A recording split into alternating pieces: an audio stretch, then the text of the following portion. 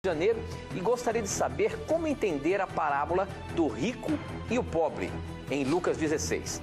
Esse é um tema que já muitas vezes falamos aqui no programa, mas sempre estamos tendo novos telespectadores e que é um texto bíblico, um tema bastante mal interpretado na Bíblia. O que você pode dizer, o que realmente a Bíblia fala com relação à parábola do rico e Lázaro, ou seja, o rico e o pobre?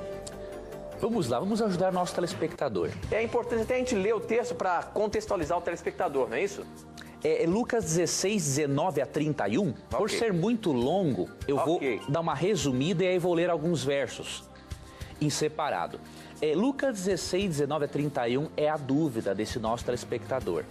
Ali menciona uma história de um rico que foi supostamente para o inferno e de um pobre que foi para o céu.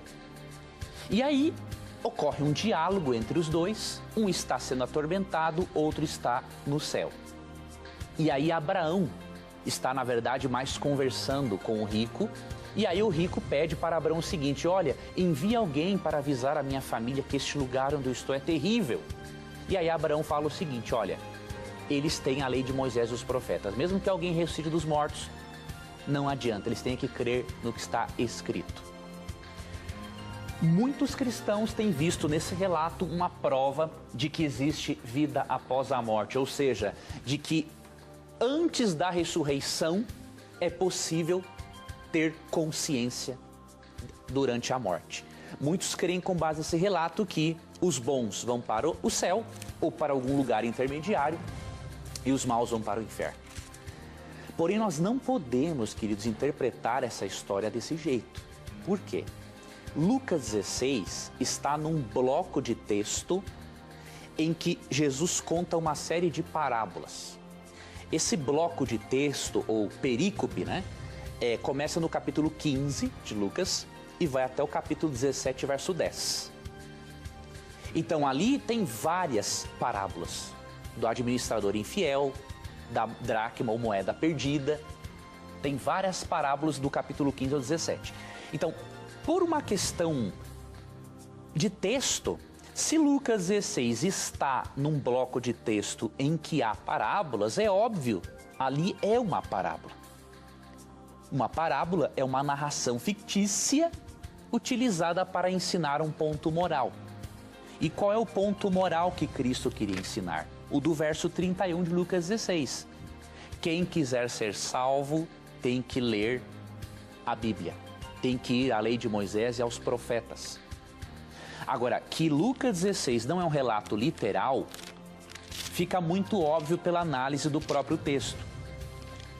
Porque se você interpretar essa parábola como sendo um relato do que acontece depois da morte, então você vai ter que interpretar todos os detalhes como literais. E o que diz aqui, por exemplo, em Lucas 16, no verso 24, o indivíduo diz o seguinte: Pai Abraão, tem misericórdia de mim e manda a Lázaro que molhe em água a ponta do dedo e me refresque a língua, porque estou atormentado nesta chama. Eu lhe pergunto, um espírito tem língua? Bebe água? Não. Isso aqui não é um espírito no inferno. Isso aqui é um indivíduo com o corpo todo no inferno. Ele está sentindo sede. Você percebeu? Não tem nada de espírito aqui no inferno. É um corpo mesmo. A língua, ele tem sede. E aí no verso 25 diz assim: Filho, lembra-te que recebeste os teus bens em tua vida, e Lázaro igualmente os males. Agora, porém, aqui ele está consolado e tu em tormentos. Ou seja, quer dizer que o indivíduo, por ter tido uma vida regalada e ser rico, ele foi para o inferno. E o indivíduo que era pobre, por ele ter sido pobre, ele foi para o céu. Ou seja, salvação pelas obras. Então, se você interpretar esse relato como literal, você vai ter que interpretar os detalhes como literal. Então, é uma parábola. Nós não podemos usar uma parábola para fazer doutrinas. Cristo simplesmente, querido irmão, pegou um conto, uma história que existia nos dias deles, como Flávio Josefo, historiador judeu, informa, e ele adaptou para poder ensinar a lição moral de Lucas 16, 31. Não podemos usar isso como um relato, como uma prova da imortalidade da alma, porque isso seria sermos assim tendenciosos com o texto bíblico.